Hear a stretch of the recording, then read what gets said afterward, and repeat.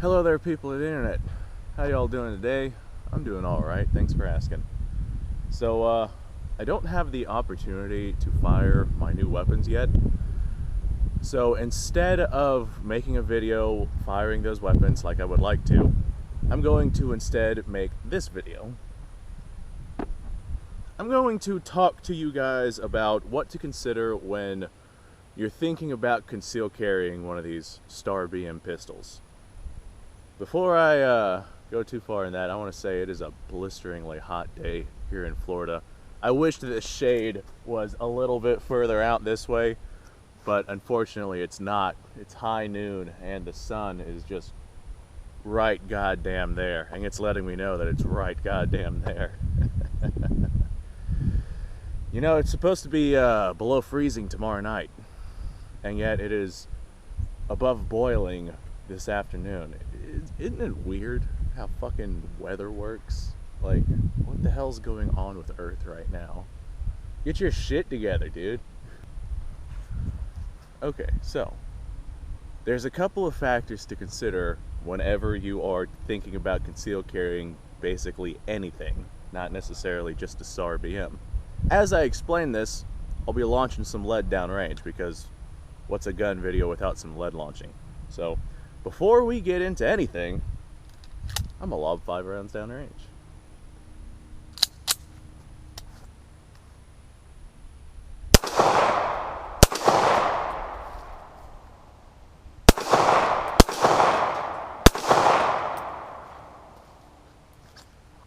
It is a good handgun. It's definitely smaller than a 1911, lighter weight. Alright, now, that being said, let's get into some things to consider whenever you're wanting to conceal carry this thing. First thing is weight. Yes, if you're used to conceal carrying a 1911, this right here is considerably lighter and less bulkier than that thing right there. And it does still have the manliness factor of carrying a 1911 type pistol, because for whatever reason, if you're carrying a 1911, your manliness factor is automatically tripled, right? You're allowed to drink fruit smoothies in front of the fucking public library if you're concealed carrying a 1911. Your manliness will not be affected by that. Alright, so, weight. This right here is a pretty stout and heavy gun for a concealed carry pistol. Whenever you take into account that it only has a 8+1 capacity, there are polymer frame guns out there that can double that capacity at the weight frame that this thing is in. Speaking of 8+1 capacity, this right here is a single stack gun. Like I said, 8+1. It is pretty skinny compared to some of the other guns that you'll find out there, but not by much. I don't think that the lack of capacity and added weight is worth the exchange of having a polymer frame gun that holds 14, 15, 16 rounds at the same weight range that's a little bit wider. Anyone who knows the dangers of concealed carrying a 1911 knows that if you do have a round in the chamber, at all points in time you risk bumping that hammer, smashing that firing pin, and the gun going off.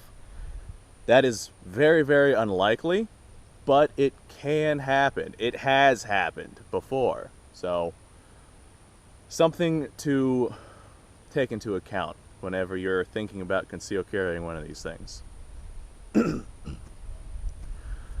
Next up is the trigger pull. It does have a nice light trigger pull. That can be good in terms of accuracy, and if you're not trained with a long trigger pull from a double action, this right here is definitely easier to use.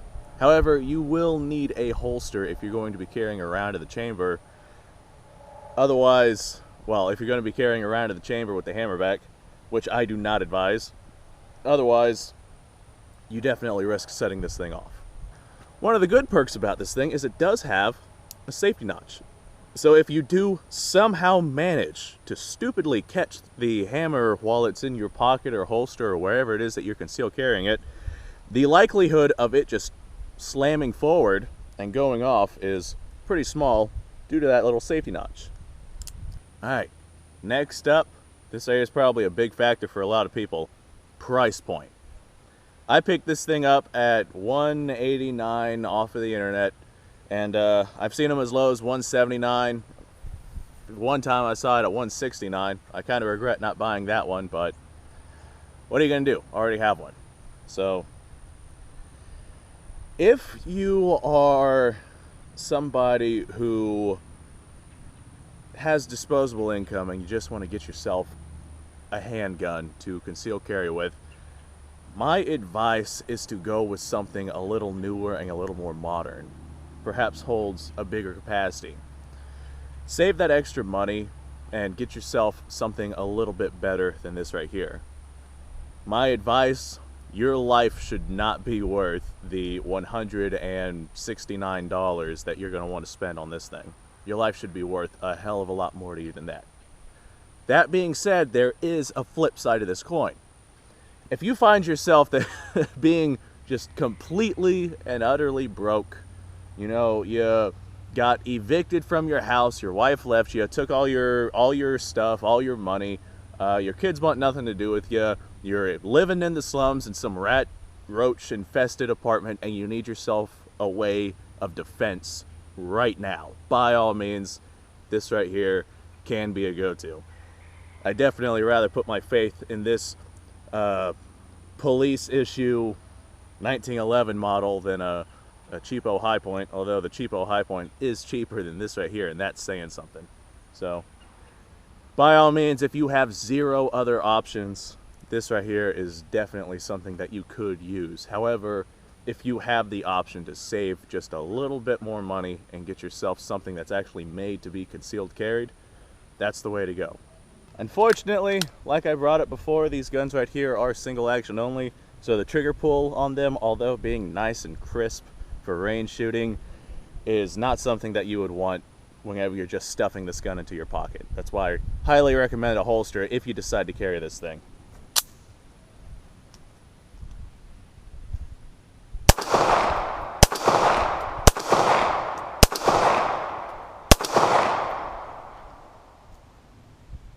Runs steel case just fine, so if money is definitely an issue that you're having, you can get yourself a box of steel case ammo for this thing and it'll run it without issue. Something else to take into consideration, these guns are sold by surplus. You don't know what you're buying whenever you buy one of these. Even if you're there looking at it, picking it up and whatnot, checking it out, you still don't know 100% what you're getting. There could be a slight fracture in the firing pin that's going to go off, you know, and break the firing pin after 10 rounds, which is the exact opposite of what you want in a gunfight. There could be just a little deformation on the slide that you didn't see at first and becomes very, very noticeable whenever the gun jams every 3 rounds on the range. So that's something to take into consideration. That's probably the most important thing to take into consideration whenever you're wanting to pick one of these up for concealed carry. You might get lucky, like me. I picked up a pretty good one. The sight on it is kind of mashed. The bluing on it is really worn out. There's some blood rust on it. Whoever was using this thing bled on it and didn't clean it. That's very evident. But other than that, it runs pretty damn well.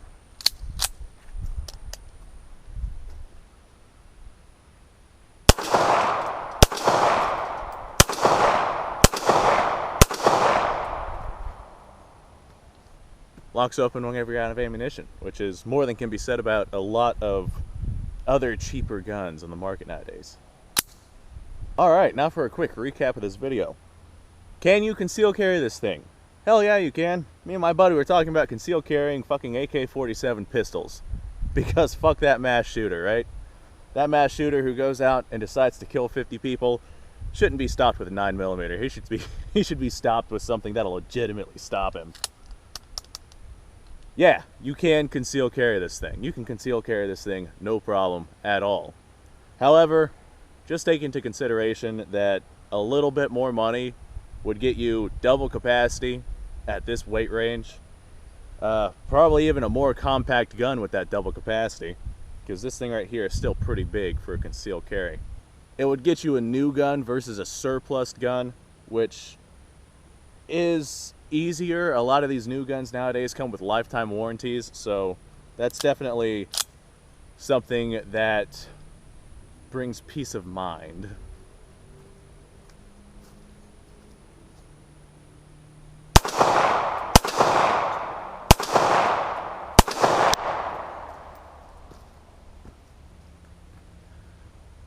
Honestly, by my preference, I will take a lower capacity and a lighter weight gun over a higher capacity, heavier gun.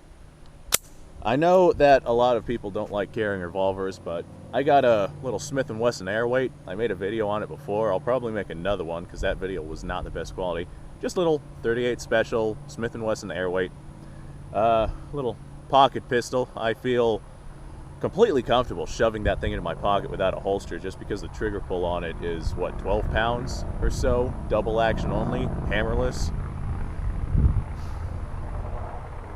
Like I said, not a lot of people have that preference, and that's fine, to each their own. A lot of people will only carry semi-automatics because they feel safer with the semi-automatic versus the revolver, which I understand, I suppose. Typically what I do is I carry the Airweight, holds 5 rounds of 38 special, and I carry a speed loader of another 5 rounds. It's 10 rounds right there.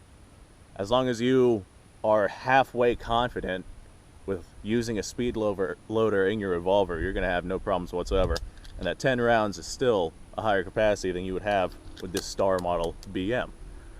You could argue that if reloaded, this right here would give you 16 rounds. Unfortunately, the magazines for these things nowadays, as of March of 2019, are getting harder and harder to find, and they are more expensive than I would want to pay for. One of these right here costs anywhere from $40 to $60, normally around 50 bucks as of today. That price is only going to keep going up as the surplus starts to dry up. I know Classic Firearms a while back had these for 15 bucks a piece, but I didn't have a Star model back then, so I missed out on that. That being said, this right here is probably the only magazine I'm going to ever get for this gun. If you're wanting to get yourself a cheap gun for self-defense, you're probably not going to want to spend 50 bucks on a magazine. So, another thing to take into consideration. Alright, well, I think that I've covered basically everything that I can or thought of whenever it comes to whether or not you want to conceal carry this thing. It's manly, that's for sure. It's a heavy, bulky 1911 type pistol. Note how I said 1911 type, because there's a lot of distinct differences between this and an actual 1911, but it's a 1911 type pistol. It's really cool. Unfortunately, the weight of the gun, the size of the gun, and the capacity that you have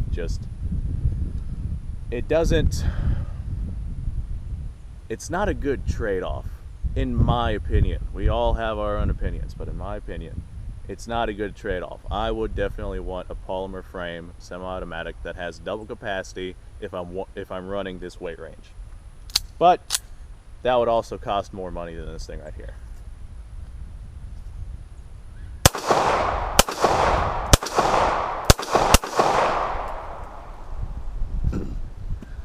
Now, I know I brought up the idea that your life should be worth more to you than just a less than 200 bucks. However, something that at least I take into consideration whenever I carry is the police are going to confiscate your weapon if you have to use it against someone. They're going to confiscate it and keep it as evidence.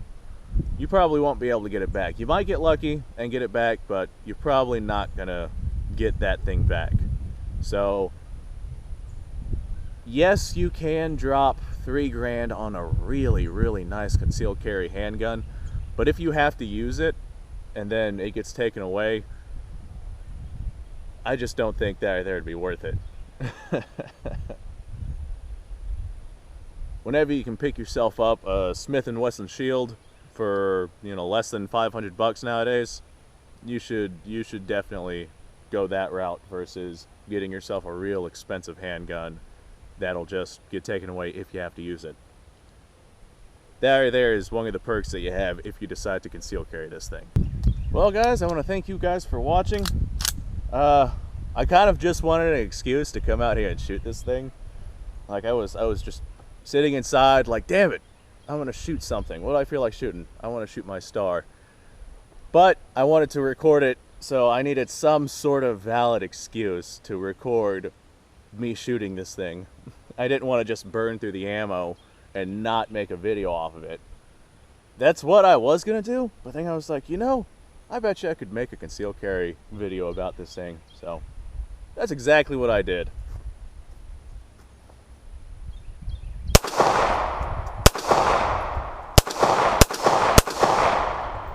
And I still got to shoot it. So it's a win-win situation even for me. But guys, if you like this type of content, go ahead and subscribe, because I do crap like this all the time. Just launching ammo downrange. I got a suggestion in my comment box to get some steel targets, so I got some of those coming. Don't have them yet, but I do have some coming. I'm gonna set them up around the car. It's gonna be really freaking sweet. I'm also looking into ballistic gel. I'm gonna get a couple of ballistic gel torsos, stick them in the car, and we're gonna see what sort of damage those torsos get from a variety of rounds. Just launching them through the car. I think that is going to be a sweet ass video. If you don't want to miss that, go ahead and subscribe. That being said, I highly recommend that you guys go check out my Patreon page. I got some really neat stuff going on there. All of my guns and ammo so far have been bought by my pocket, and I'm not quite able to make the content or the volume of content, the type of content, the absolute massive slur of content that I would just absolutely love to make. Like this thing right here, I would love to put a 1,000-round stress test on this thing, just to see what it can do. If it breaks, no big deal. These are cheap little handguns. I'll get myself another one and use this as a damn parts gun on that one. But I can't do that because I can't afford it. I would also love to get myself a freaking M1 Garand. That would be an awesome freaking rifle to have. Just M1 Garand or Garand or however it is that you decide to pronounce it. So if you want to go check out the Patreon page, that link is down in the description. If not, that's alright. Hit that subscribe button, notification button. You won't miss out on any of this. That being said, I do have a few more rounds left. So I have this excuse to shoot these downrange and record it now. So that's exactly what I'm going to do.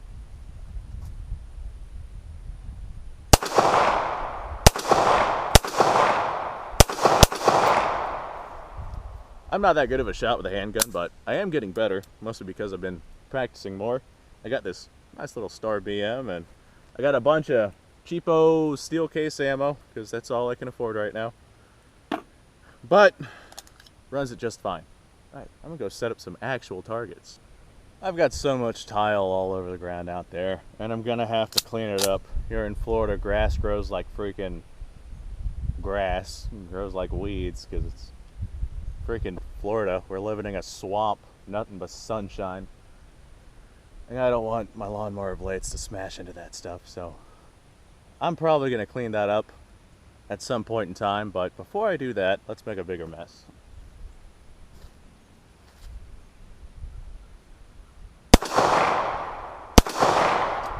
Damn, I can't hit anything. There we go.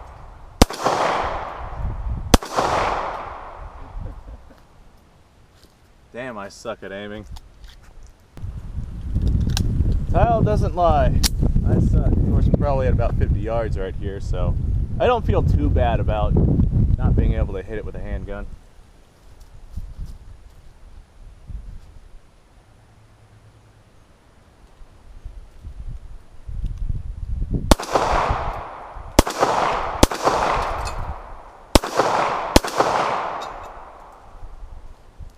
Five rounds, one hit.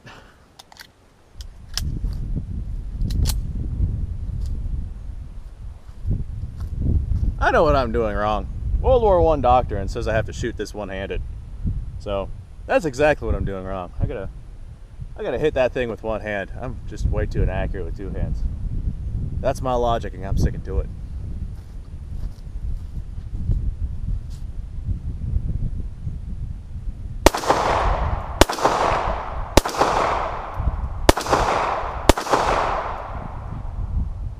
I'd like to think that I was very close with that. Unfortunately, close only counts with hand grenades.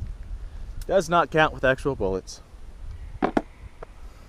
I'll be right back.